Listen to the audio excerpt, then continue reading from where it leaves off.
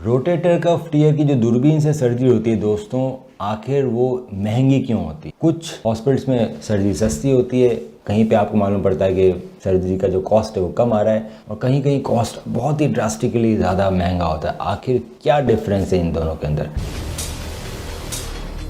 दोस्तों, सर्जरी की cost depend करती है आप कौन से हॉस्पिटल में जा रहे हैं। दूसरा फैक्टर है कि आखिर कौन सा इम्प्लांट लग रहा है आपके कंधे में। रोटेटर कफ सर्जरी अगर जब मैं सिंगल रो रिपेयर करते हैं, सिंगल रो रिपेयर के अंदर दोस्तों कुछ सूचर एंकर्स लगते हैं जिसमें धागे निकले होते हैं, धागे से आप टॉर्न रोटेटर कफ को बांध देते हो। इस तरह से सिंगल रो रिपेयर कंप्लीट होता है। इसमें एक या दो एंकर्स लगते हैं, इसके अलावा और कोई इम्प्लांट नहीं लगता। इम्प्लांट जो एंकर्स होते हैं उसमें धागे होते हैं जिससे आप गांठ बांध देते हो। इसमें कॉस्ट आपको कम आती है। क्यों? क्योंकि सिर्फ दो ही एंकर लगे। वहीं अगर हम रोटेटर कफ रिपेयर करते हैं डबल रो टेक्निक से, मतलब मीडियल रो में भी एंकर लगे, लेटरल रो में भी एंकर लगे, इसके अंदर दोस्तों फिक्सेशन बहुत ज़्यादा स्ट्रांग होता है। फिक्सेशन स्ट्रांग इसलिए होता है जैसे कि ये हमारा रोटेटर कफ है और यहाँ पे उसको चिपकना है।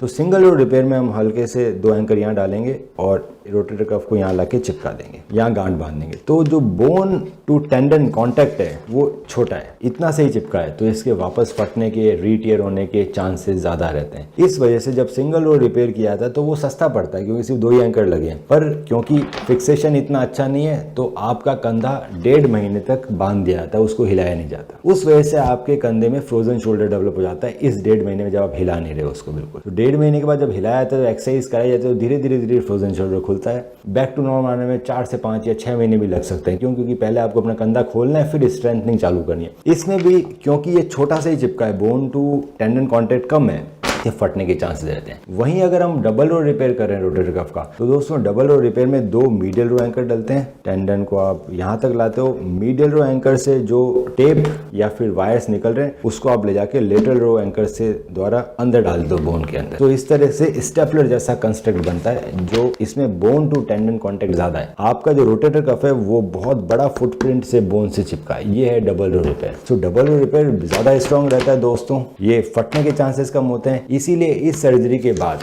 आपका हाथ 1.5 महीने तक ऐसे बांधा नहीं जाता, कम दिनों के लिए बांधा जाता है। दूसरा, एवरीडे वो आपको अपना शोल्डर मोल्डर हटाना है और अपने कंधे को पैसिवली मूवमेंट करना, ना कि एक्टिवली, ताकि आपको फ्रोजन शोल्डर डेवलप नहीं हो। तो डबल रो रिपेयर के अंदर दोस्तों फ्रोजन शोल्डर डेवलप होने के चांसेस बहुत कम होते हैं क्योंकि रेंज ऑफ मोशन एक्सरसाइज हम बहुत जल्दी चालू कराते हैं। दूसरा, एक बार वो चिपक गया तो उसमें रीटियर होने के भी चांसेस कम, तो फेलियर के चांसेस कम है। डबल रो रिपेयर के अंदर भी एडवांसमेंट आ गए कि आजकल टेप्स का यूज होता है। आजकल हम रोटेटर कफ में टेप का यूज करते हैं, ना कि वायर का यूज करते हैं। तो टेप नॉन ट्रॉमेटिक रहती है, आपके रोटेटर कफ को काटती नहीं है। तो double row repair with tape with knotless technique, मतलब गांठ नहीं बांधनी, ये सबसे एडवांस टेक्निक है जिसमें बहुत जल्दी ठीक होते हो, फेलियर के चांसेस कम है और ये दूरबीन से होती है, बहुत कम छेद होते हैं कंधे में और ये सर्जरी परफॉर्म की जाती है। अगर आपको कोई भी डाउट है इस सर्जरी के बारे में या आपके हमारे में रोटेटर कफ स्ट्रेन टीयर लिखा हुआ है तो आप हमें अपनी हमारी व्हाट्सएप कीजिए, मैं डिटेल में इस तरीके बताऊंगा सबसे अच्छा टेक्निक क्या है उसको ठीक करने का। हम रखें आपका ख्याल।